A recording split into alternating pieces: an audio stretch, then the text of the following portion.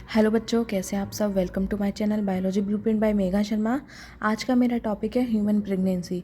Human pregnancy में हम ये पढ़ेंगे कि उसमें जो गेस्टेशन पीरियड होता है, गेस्टेशन का मतलब है कि जो एम्ब्रियो डेवलप हुआ उसमें किस तरीके के जो चेंजेस होते हैं वो सब हम पढ़ेंगे। किस मंथ पर क्या बनता है, कब ट्रांसफॉर्म होते हैं, फिर four limbs, hind limbs, heart का जो फॉर्मेशन होती है, हेयर्स कब आते हैं, ये सारी चीज़ें हम पढ़ेंगे।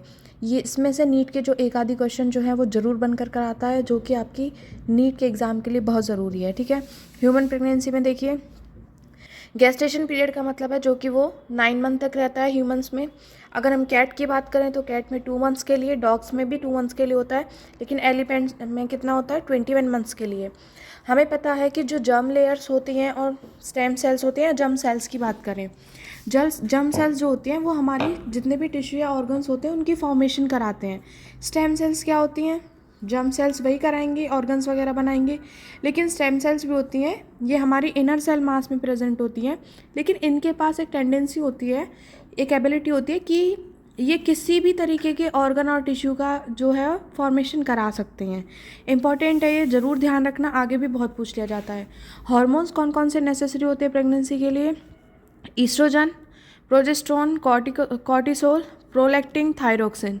इसके साथ साथ इनका लेवल जो है इंक्रीज होता है, किस किस का, कॉर्टिसोल, प्रोलैक्टिन, थायरोक्सिन। उसके साथ अगर मैं बात करूं तो ओवेरी जो है वो रिलैक्सिन हार्मोन को भी सीक्रेट करती है। नेक्स्ट है, ये हार्मोन्स क्यों ज़रूरी होते हैं भाई, फीटस की ग्रोथ के लिए ज़रूरी होते हैं, जो मेटाबॉलिक चेंजेस मदर की बॉडी में होते हैं उसके लिए भी ज़रूरी होते हैं। उसके साथ साथ जो हमारी प्रेगनेंसी होती है उसको मेंटेन भी करते हैं। ठीक है। अब इससे आगे देखिएगा, ह्यूमन एम्ब्रियो की जब डेवलपमेंट होती है तो हम हमेशा आफ्टर की बात करेंगे। आफ्टर मतलब कि हम पहले महीने की स्टार्ट की बात नहीं कर रहे, जब मंथ एंड हो जाएगा तब बात कर रहे हैं। ठीक है। तो फर्स्ट मंथ जब होगा तो फर्स्ट मंथ के बाद ही पता चल जाता है कि प्रेगनेंसी है या नहीं। जब भी हम सोनोग्राफी कराने जाते हैं तो उसमें हार्ट की बीटिंग की वजह से पता लगता है कि हार्ट की फॉर्मेशन हो जाती है। तो डैट मीन्स क्या है कि बेबी जो है वो डेवलप हो रहा है, प्रेगनेंसी है। तो फर्स्ट मंथ में हार्ट की फॉर्मेशन होती है, सेकेंड मंथ में लिम्स और डिजिट इनकम्प्लीट फॉर्मेशन होती है, मतलब स्टार्ट हो जाता है बनना। थर्ड मंथ में मेजर ऑर्गन सिस्टम जो है वो फॉर्म हो जाते हैं। तो पहले 3 मंथ्स को क्या बोला जाता है, फर्स्ट ट्राइमेस्टर, जो कि 12 वीक्स का होता है, ये याद रखिएगा। उसके बाद देखिए, मैं बात करूँ फोर्थ मंथ मतलब सेकेंड ट्राइमेस्टर में घुसने जा रहे हैं अब हम। Fourth month external genital organs बनते हैं, लिम्स बनते हैं। लिम्स मतलब पूरी डेवलपमेंट हो जाती है। अब हमने इससे पहले पढ़ा था कि इनकम्प्लीट डेवलपमेंट होती है, लेकिन फोर्थ मंथ में जो लिप्स होते हैं वो पूरे कंप्लीट डेवलपमेंट उनकी हो जाती है।